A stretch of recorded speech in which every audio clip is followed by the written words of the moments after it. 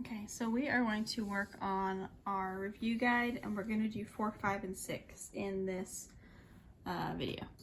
So we are going to do 4 to start with. So we have a 275 Newton. Sorry, that's not a mass. That's a force. So that's a FP. Pulling sideways on a sled with a mass of 92. There we go. That's your mass. I have a coefficient of friction is 0.17. Okay. And then I have a sled started at rest. That tells me V naught is 0.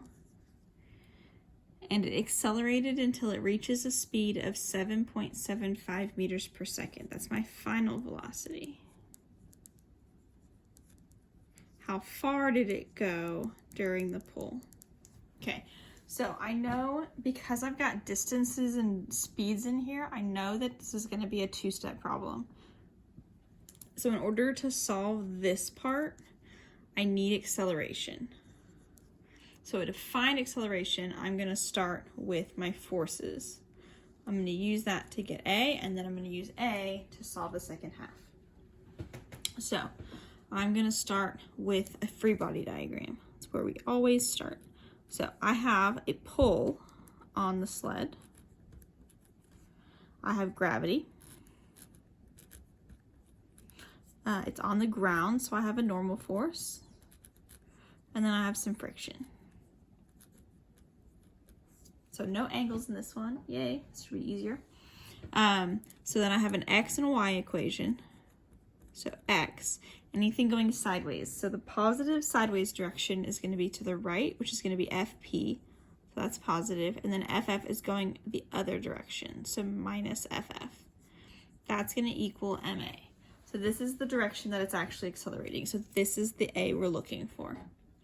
And then the other direction on my FY, I have FN in the positive direction, and I have FG in the negative.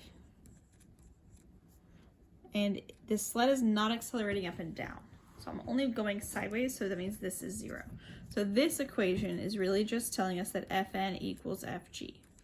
So sometimes those will be equal. Remember the first unit we said they're equal if you're on a flat surface, which means it's not a ramp.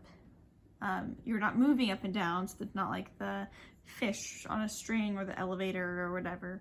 And then also that there's no other vertical forces. So in a problem that has an angle on the force, then you're going to have to do some more things with that. This particular one, the weight is the normal force. So we are going to have to go after this equation here. So FP minus FF equals MA. So FP I have a number for. FF I need to plug in my equation. So FP minus mu Fn equals MA.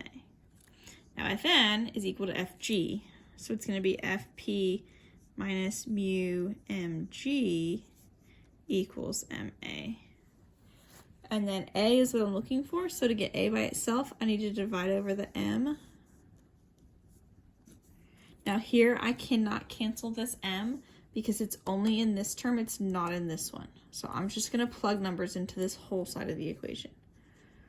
So I have FP, which is my 275, minus mu, which is 0.17, which is not very much, times M, which is 92, times G, which is 9.8. And then I'm going to divide the whole thing by the mass, which is the 92 again. So then from here, I want you to plug all of that into your calculator. Make sure you're putting the top half in parentheses when you're typing it in if you're doing it in one step, because you do want to make sure all of that stays on the top of the fraction. And that you divide the whole thing by the 92. So when you're for your acceleration, it's going to be 1.323. Now that's not our answer, but we do need that. So that's the first part of the problem. The second part of the problem needs to be kinematics. So you got to think back to our first equations from our very first unit. We don't have a time in here anywhere, so you need the equation that doesn't have time, which is the v squared. So I have v squared equals v naught squared plus 2a delta x V naught is 0, so this goes away. And I'm solving for delta x. So I need to divide over 2a. Keep in mind you're not doing a square root because the thing you're looking for is not squared. So you just divide over the 2a, which makes it into this. And so delta x is going to be v squared, which is 7.75 squared, over 2a, and the a is the 1.323. Plug all that in, and you end up with 22.697. So that's going to round to 2 sig figs, which is 23, and then it's a distance, so it's going to be meters. So that's number 4. So we'll do number 5. This one's going to be way shorter. So 5, a fishing line can withstand a tension of 25 newtons before it breaks. So we'll say tension, so 25 newtons. How fast could you accelerate? So that's an acceleration. We're looking for a 750 gram fish before the string breaks. So our mass is 750 grams. Now I know before you do anything with that, you have to convert that to kilograms. So you need to move the decimal over 3 spots, which is going to be 0.75 kilograms. I'm just going to cross that out. So 0.75 kilograms. So I need to think about the fish. So here's my fish. I am pulling up on the fishing line. That probably should have been clearer, that you're pulling straight up. So we have that, and we have gravity pulling down. So we have T, my net force is T minus Fg equals ma. So I'm solving for a. So I know that Fg is mg. If I'm looking for a, then I'm going to divide over the m. So it cancels on this side. Again, these don't cancel because there's no m in this term. So I'm just going to put my 25 minus 0.75 times 9.8 divided by 0.75. So I plug that into my calculator. I end up with 23.53, which is 24 meters per second squared. So what that means is if I accelerate any faster than that, then that tension needed to do that will be bigger than 25, and it'll make the thing break. So the string will break. Okay, so then 6, I have a modified Atwood machine. So I have an M1 of 825 grams, which is going to have to be in kilograms, so it's 0.825. I also have M2, which is 175 grams, which is going to be 0.175 kilograms. I want to find the acceleration and the tension. And I know that there is no friction, so we can ignore that. So I have two blocks. I have M1 up here, and I have M2 over here. So this one's the one on the string. So this one, I have a tension pulling sideways on it. I have gravity pulling down on it. I have normal force pushing up on it. And I have no friction, so it's just those three. On the hanging one, I only have gravity. I do need this to be Fg1 and Fg2 because I have two different masses. And then I have tension pulling up.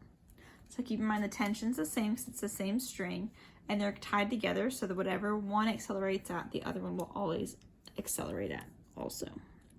So for my x equation on this one, the only thing I have in the x direction is my tension. So T equals M1A. And this one also has a y direction. So this is Fn minus Fg1 equals M1A. Not accelerating in this direction. So that one's not. That one's just 0. So this just tells us that our normal force and our gravity are equal. Where that would come in is if I had friction, because that's where our normal force comes into our problem. And then for this one, because they're tied together, they're going to accelerate the same way. So if acceleration is positive, the direction that it's going, this one's going down. So that means I need down to be positive for this equation. So I only have one equation because it's all vertical forces. So FG is going to be my positive minus T equals M2A. Sorry, running out of space. So again, this is the direction it's going, so that's going to be the positive force. This acceleration and this acceleration are the same acceleration. So I'm looking for A and for T. So this equation has two unknowns. I cannot solve it by itself. This equation has two unknowns. Can't solve it by itself, but I can use both of them together. So this is one where you can either add the equations together or you can plug one into the other one. Doesn't matter. This one, because this is a pretty straightforward equation, the T equals M1A, I'm just going to plug it in. So I'm going to rewrite it so we have everything all nicely arranged. If T equals M1A, I can just write M2G for my FG2 minus, instead of T, I can put M1A. Those are the same thing. If this equals this, then I can substitute them into equations. So M2A. So then from here, I need to get my A's on the same side of the equation. So plus M1A plus M1A. So M2G. I'm going to factor the A out. So I'm going to make it M2 plus M1 all times A. And then I'm going to divide by that.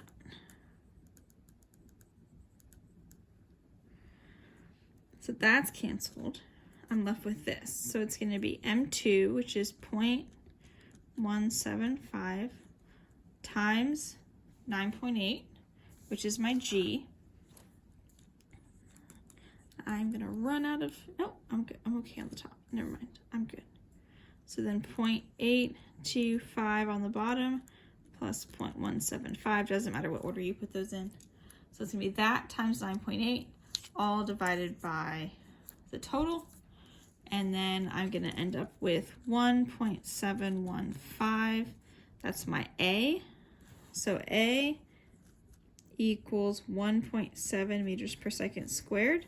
And then you take either one of the equations that you have up here, this one or this one, doesn't matter. This one's going to be easier because it's just T equals M1A. So I'm going to take that one. You can do the other one, you'll get the same answer. So this one I just take 0.825 times A, which is what I just got. So 1.715. Oh, that's a weird 5. Multiply those together. Sorry, I'm too far. And then when I multiply those together, I end up with 1.415. And when I round that, I get 1.4 newtons, which means your T is 1.4 newtons. So that is your number 6, and we will finish this on another video.